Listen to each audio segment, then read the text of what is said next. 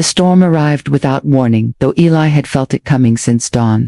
The air had grown heavy, and sound traveled strangely distant and sharp at the same time. Birds vanished, and the forest held its breath when the first wind hit. It came hard, bending trees and tearing loose branches from above. Rain followed in sheets, turning paths into moving water. Panic spread fast among those still remaining. Gear that once felt secure now became a liability, heavy, soaked and difficult to manage. Eli moved early, before fear could slow him. He checked shelter lines, reinforced weak points, and cleared channels for water to escape. He packed nothing because there was nothing to pack. The knife stayed in his hand, ready, not for defense but for adaptation. A shout echoed through the trees. Someone was trapped between rising water and fallen debris. Eli followed sound and instinct, cutting through brush, choosing high ground, leading others step by step away from danger. His voice stayed level, cutting through noise better than any whistle. One by one they followed, not because he ordered them but because he moved first. The knife cleared paths, freed tangled straps, and cut away panic with simple direction. The storm worsened, visibility dropped, cameras struggled, experts watched heart rates spike across screens except one. Eli remained steady, breathing, slow movements, efficient. A tree fell nearby, shaking the ground.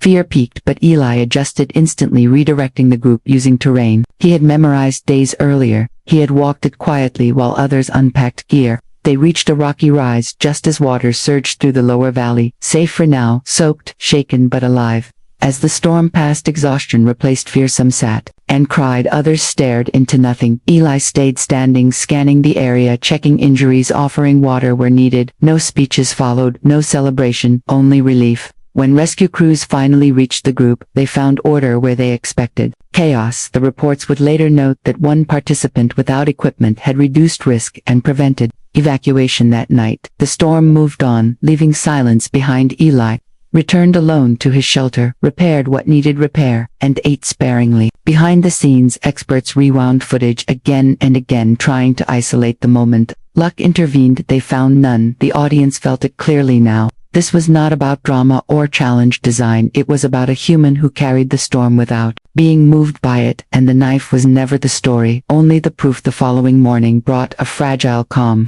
The air was damp and heavy with the scent of wet earth.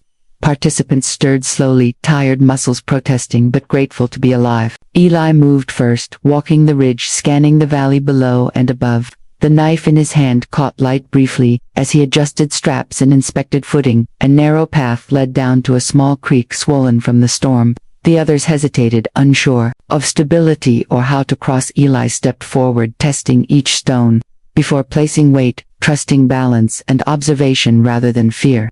He extended a hand silently, and participants followed, one by one, relying on movement, not words. By midday, the group reached a safer section of forest where fallen trees formed natural bridges, and the ground rose gently from waterlogged depressions. Others faltered, they argued over routes and methods. Eli moved calmly, cutting vines, clearing branches, and marking safe paths. The knife shaped simple solutions where their packs and tools had failed. From higher ground, Eli could see the valley opening to a flat plain below. He guided the group with steady confidence, navigating debris and unstable ground. His eyes never left the trail, noting minor hazards unseen by those exhausted and distracted. Evening arrived with long shadows stretching across the forest floor. Participants had learned restraint, patience, and observation. They ate what the land offered, small fish, roots, and leaves prepared by Eli with the knife, and gathered quietly, resting without argument. Observers behind the screens began to understand the challenge was no longer survival against nature but survival through leadership and decision. One human with one knife had transformed a situation of potential disaster into controlled movement and measured progress. When night fell, they camped in an area of dense trees protected from wind and rain. Eli walked the perimeter, checking for danger, securing materials, and ensuring everyone was settled. The knife glinted faintly in the firelight, proof of skill extended beyond tools and into quiet, decisive action. When the final day arrived, the valley seemed smaller. Somehow the storms had reshaped terrain, and the constant tension of survival had thinned the group to those who could endure. Both fatigue and relief weighed on them heavily. Eli moved steadily among the survivors, guiding each step. He chose routes that avoided hidden holes and unstable soil. Using the knife, he cleared branches and vines, created markers, and prepared small bundles of food and water for those struggling to keep pace. By midday, they reached the edge of the challenge zone, where rescue teams waited. Participants collapsed onto dry ground, some laughing, others in silent disbelief. Eli remained upright, scanning the group, noting injuries, minor and major, and checking that everyone had crossed safely. The knife, which had seemed insufficient on the first morning, now lay at his side, its purpose never flashy but constant, cutting, preparing, guiding, and providing reassurance through action. Its value was invisible to the untrained eye, yet undeniable. Cameras followed every movement, capturing exhaustion, gratitude, and awe. Participants looked at Eli with a mixture of admiration and disbelief. Some asked questions he answered with simple gestures, teaching without words. Observers recognized that the outcome had nothing to do with gear alone and everything to do with judgment, patience, and calm confidence. Eli had moved ahead, while others argued, packed, unpacked, and panicked. He had set a rhythm, and the group had followed when all were accounted for, and the cameras stopped rolling. Eli finally rested, leaning against a rock, watching the valley behind him, knowing every mark and step he had made. The challenge ended, but its lesson lingered far longer than any checklist. The knife had been only a tool. The real survival was skill, awareness, and the quiet, steady mind of a human who trusted themselves above all else. After the challenge ended, Eli walked alone for a while, letting the valley stretch behind him. The others gathered near the rescue team's cameras and medics, capturing images and statements, but Eli moved quietly, observing the land he had traversed. The organizers approached him with questions, lists, and new rules, but he responded simply with gestures and a calm nod. They had expected explanations, justifications, or apologies for caring so little, but he gave none. Only the proof of skill and experience was needed. The participants lingered around him, asking how he had done it, how he had stayed calm, how he had read the land like a book. Eli smiled faintly, showing nothing more than patience. The knife at his side gleamed softly, catching the late afternoon light. Weeks later, the footage circulated, and analysts debated how one human with one knife had achieved what others with 47 items could not. Some called it luck, others skill, but the truth was simple. Eli had relied on observation, adaptation, and quiet confidence, rather than inventory. The survival kit was rewritten to emphasize knowledge and judgment over quantity of gear. Lessons were drawn from every move, every decision, and every moment. Eli had proven that the right mind could outweigh the heaviest. Packing the quiet, he reflected on the valley, each step taken, each hazard noted, each small victory and mistake learned. From the knife remained a tool, not a symbol. It was the extension of thought and Quran. Though the cameras were gone, the story lingered, teaching all who heard it that survival was not about what you carried, but what you could do when everything else failed. Eli turned his back to the valley and walked forward, leaving the knife at his belt, ready for the next challenge, calm, steady, and unafraid. Eli arrived before sunrise, when the valley was still quiet and heavy with cold air. The ground was damp, and the sky carried the pale color that comes before a hard day. Cameras followed as he walked, with no rush, no fear, and no visible preparation. Beyond the knife resting in his hand, the producers asked again if he had forgotten the rest of his equipment. They explained the rules one more time, reminding him that the survival kit had been tested by professionals and refined over years. Eli listened with respect, but did not change his mind. He had spent most of his life outdoors, working remote jobs, traveling light, learning what mattered when comfort disappeared. Around him, other participants laid out their gear with pride: tents, tools, fire starters, filters, ropes, medical packs, and food measured to the gram. They compared lists and strategies, building confidence from inventory alone. Eli stood apart, watching the land instead of the people. He studied the slope of the valley, the line of trees, the way the wind moved through grass, and how water gathered in low places. When the signal was given to begin, Eli did not rush forward. He knelt, touched the soil, felt its temperature and moisture, and breathed deeply. He knew the first choice mattered more than speed: where to sleep, where to find water, where to stay unseen from weather and danger. The crowd expected bravado or explanation, but Eli offered none. His calm unsettled the observers. Some thought it was arrogance, others assumed he would fail early and quietly, yet something about his stillness held attention. He moved with intention, like someone already familiar with loss and hunger and long nights. As the sun rose higher, Eli finally stood and walked toward the trees, not following marked paths but choosing his own line. Each step was careful, each glance measured distance, sound, and risk. The knife was not a symbol of defiance but of simplicity. It was a promise that everything else would come from effort, awareness and patience. Behind the cameras, experts whispered predictions. Some spoke of danger, others of stubborn pride, but none could deny that the moment had weight. The challenge had not truly begun yet, but the story already had its hook: a human, with one knife, entering a world that demanded everything, and asking for nothing more. By midday, the separation between Eli and the others had already grown clear. The group clustered near the drop zone, unpacking maps and arguing over routes, while Eli moved deeper into the terrain where sounds softened and signs of life became clearer. He followed water downhill, listening for the quiet language of streams and damp earth. His pace was unhurried, but efficient, wasting no energy every few steps. He stopped to observe broken branches, animal tracks, and the direction of wind. He was not searching blindly. He was confirming what he already suspected. The first mistake happened behind him, when a participant attempted to haul too much weight and twisted an ankle. Panic spread faster than reason. Medkits came out, plans fell apart, and time was lost. Eli heard the noise but did not turn back. He understood that chaos feeds on attention. He reached a narrow creek by afternoon, clear, cold, and steady, flowing over stone. Eli knelt and drank, carefully noting upstream movement and plant growth. The knife cut bark and shaped a digging tool within minutes, proving its value.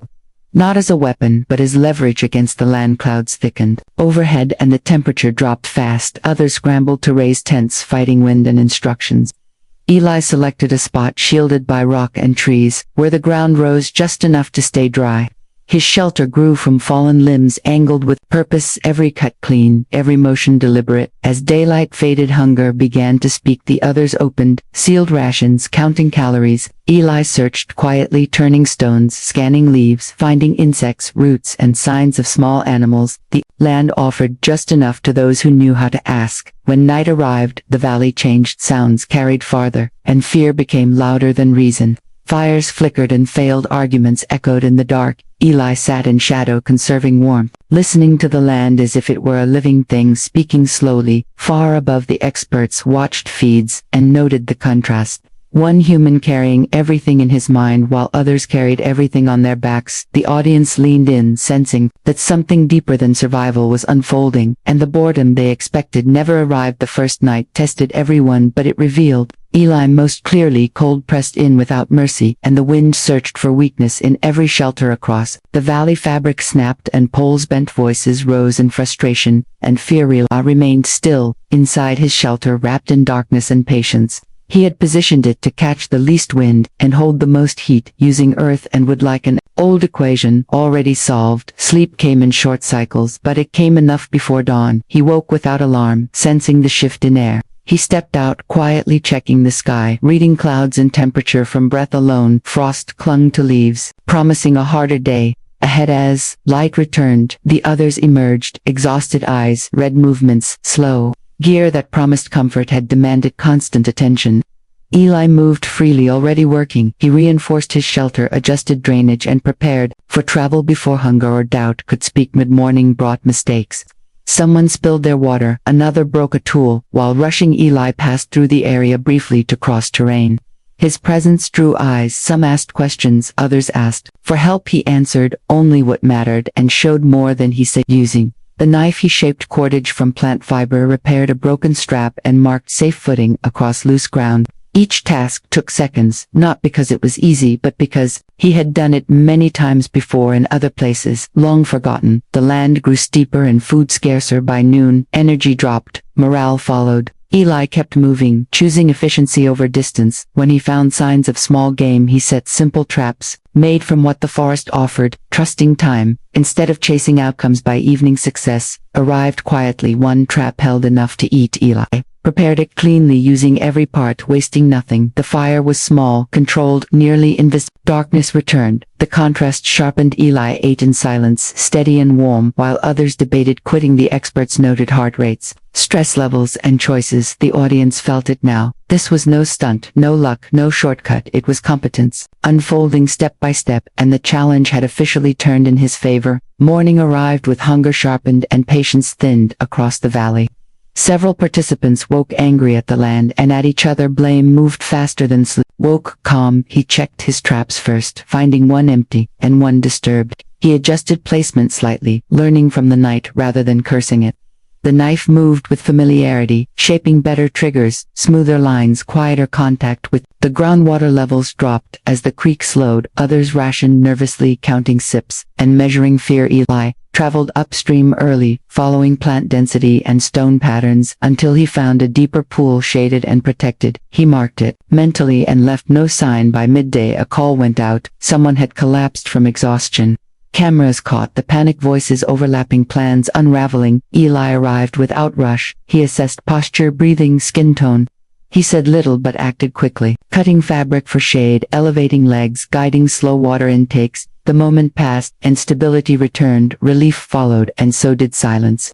Eli left before gratitude could turn into dependence. Food became harder to find, and tempers flared. Gear failures, stacked batteries, dyed filters, clogged blades dulled. Eli sharpened his knife on stone and kept moving, never stopping long enough for frustration to take hold. The weather shifted again, bringing heavy air and distant thunder. Others debated strategy. Eli read the sky, watched birds drop low, and adjusted course early. He reinforced sheltered drainage and secured materials while there was still light. As rain arrived, it punished mistakes. Tents, leaked fires, failed voices, cracked. Eli stayed dry, listening to water move around his shelter, not through it. That night hunger returned, but fear did not. Eli ate little but enough, conserving strength and clarity. He reviewed the day, not with regret but with quiet calculation behind the scenes. Experts stopped questioning his choices and started questioning their assumptions. The audience stayed with him, not for spectacle but for the steady satisfaction of watching skill replace chaos. One knife, one mind, and a growing sense that survival was no longer the point. Mastery was. By the fifth day fatigue hung over the valley like fog. People moved slower, spoke less, and made sharper mistakes. Small problems turned into arguments, and arguments into silence. Eli felt the strain too, but he treated it as information, not an enemy. He shortened travel, rested with purpose, and protected calories like currency. A sharp cry cut through the trees.